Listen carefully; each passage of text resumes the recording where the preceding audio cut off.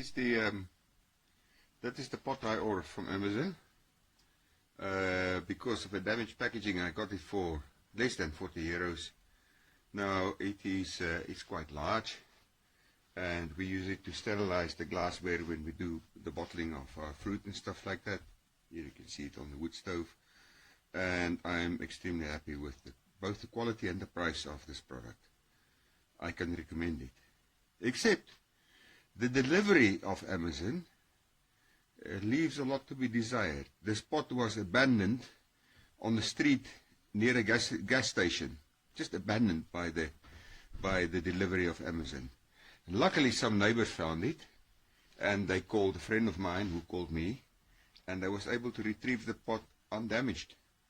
I don't know what happened to Amazon, but between my last order and this one, something seriously went wrong. I don't know how to report this, because in the app of Amazon it's impossible to report these kind of things.